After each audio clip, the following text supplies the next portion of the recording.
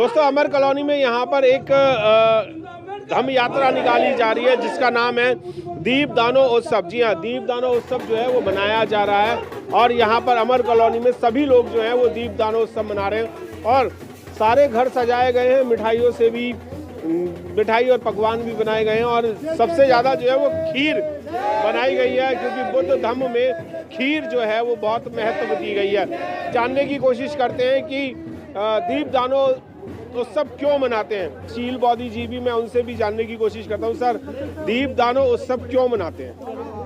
Sir, ऐसा है कि बहुत लंबे समय से हम लोग जिस कम्युनिटी से जुड़े हुए हैं, ज्ञान परंपरा हमारे बीच से छिन गई। अब धीरे धीरे जैसे हम इतिहास की जानकारी हो रही है, धर्म की जानकारी हो रही है, तो पता चल रहा है कि ये जो त्यौहार, बहुत सारे त्यौहार हमारे से ही संबंधित रहे, लेकिन इसमें जिसके हाथ में गया उसने अपना रंग भर के इसको बदरंग कर दिया। तो हम अब इसे वापस अपने में लाना चाहते हैं। आपने इस पैम्पलेट के अंदर भी देखा होगा कि महामाया की जो आज के दिन में लक्ष्मी करके पूजा होती है और सांची के तोरण दीवार के ऊपर बिल्कुल महामाया की जैसी मूर्ति लगी हुई है, वैसी आजकल लक्ष्मी की मूर्ति प्रचलित है। और इसी के साथ जैसे गणेश की जैसे पूजा कर रहे हैं लोग बाग आज के दिन, वास्तव में गणेश नहीं है, नाम कुछ और है।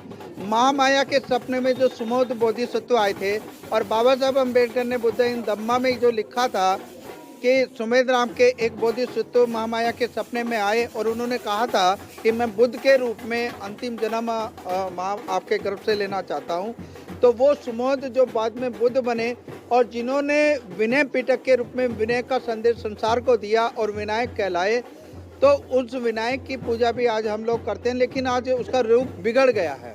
हमारी कोशिश ये रहनी चाहिए उस बिगड़े हुए रूप को सुधारें और उसके मूल रूप में यानी जो बुद्ध हैं उनको बुद्ध के रूप में ही आज के दिवाली के दिन रखें और उनकी जो भी हम नमन करना चाहते हैं वैसा करें। मूर्तियों में या तस्वीरों के अंदर भोग इस तरह की कोई चीज़ हम ना करें जो पाखंड से जुड़ी हुई चीज़ें।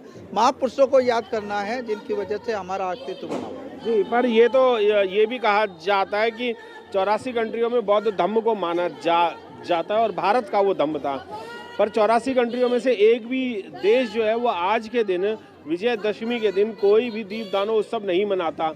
और बहुत सारे बौद्ध भिक्षु और बहुत सारे धम्म के ज्ञाता जो हैं वो भी यही कहते हैं कि दीपदानो उत्सव कुछ भी नहीं है, पर आप दीपदानो उत्सव मना रहे हैं। ऐसा है कि वह आप YouTube पे जाके देखिए, कुछ भिक्षु इसके समर्थन में, कुछ इसके विरोध में है। सबकी जानकारी एक बराबर नहीं हो सकती। कोई 4 कदम चला है, कोई 10 कदम, कोई 50 कदम चला हुआ है। 4 कदम वाला अगर ये सोचे कि मेरे तो पूरी जानकारी हो गई है, तो हम उसको तो वरीयता दे नहीं सकते।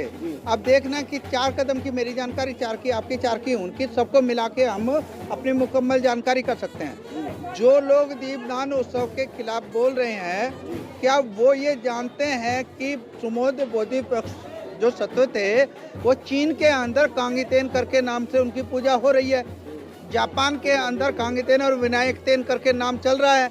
अगर मैं झूठ बोल रहा हूँ तो अब YouTube पे जाके और इसमें गूगल पे जाके देखिए। परसर बोधिसत्व बाबा साहब डॉक्टर BR अम्बेडकर जी ने अपने किसी भी लेखन में ये नहीं लिखा कि बौद्ध धम्म में दीपदानो उत्सव मनाया जाना चाहिए। क्या ये सब लोग जितने भी हम लोग 2 कदम चले, कोई 5 कदम चला, कोई 10 कदम, कोई 50 कदम, क्या बाबा साहब से ज़्यादा कदम कोई चला होगा?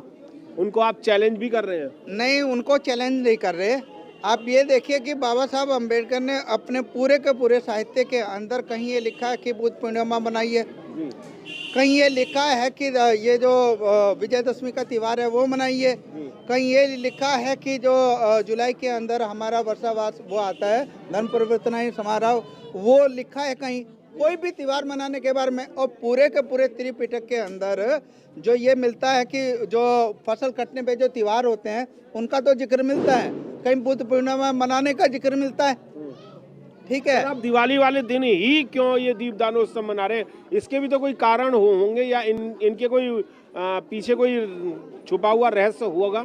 हाँ, वो उसके पीछे आपने कारण बहुत अच्छा सवाल किया। एक्चुअली उस दिन जब बोधिसत्व सुमेध राम के बोधिसत्व ने महामाया के सपने में आए थे, उससे पहले एक फसल का एक उत्सव था और फसल का ही यहाँ आजकल जो दिवाली है ये भी फसल से जुड़ा हुआ उत्सव रहता है। तो उसके बाद जो बोधिसत्व आए उस समय जो महामाया को गर्भधारण हुआ था, ये उससे जुड़ता है जाके कि आज के दिन महामाया को गर्भाधारण हुआ। फिर दूसरा एक और बात है, जहाँ तक बुद्ध पूर्णिमा मनाने की बात है, अब जापान के अंदर देखिए कि अप्रैल मैं दीपदानो उत्सव की बात मैं कर ये रहा हूं, महत्वपूर्ण बात बोल रहा हूँ। दीप जहाँ बुद्ध पूर्णिमा मनाने की बात आती है, अलग अलग देश में अलग अलग तारीखें हैं। जापान के अंदर अप्रैल में मना रहे हैं और हमारे यहाँ मई में मना रहे हैं। जो लद्दाख के जो बौद्ध भिक्षु हैं उनको तीज त्योहार, और जहाँ तिब्बती बौद्ध विहारों के जो तीज त्योहार हैं वो बिल्कुल सेम है। ये जापान के और कंबोडिया के तीज त्योहार बिल्कुल कितने शहरों में आप अपनी ये रैली निकाल रहे हैं? देखो, हमारी जिम्मेदारी अपने क्षेत्र में है, हम अपने क्षेत्र में अपनी जिम्मेदारी निभा रहे हैं, दूसरे लोग दूसरी जाने। बहुत बहुत धन्यवाद। दीपदानोत्सव मनाया जा रहा है। कहा जाता है कि महामोद गल्याण की हत्या हुई थी आज ही के दिन, और ये भी कहा जाता है कि सम्राट राजा अशोक ने 84,000 स्कंट बना करके आज ही के दिन सारे नगरों में उसका एक तरीके से उद्घाटन जो होता है वो करवाया था। और आज ही के दिन कहा जाता है कि तथागत गौतम बुद्ध जो हैं वो बौद्ध भिक्षु बनने के बाद पहली बार अपने घर गए थे।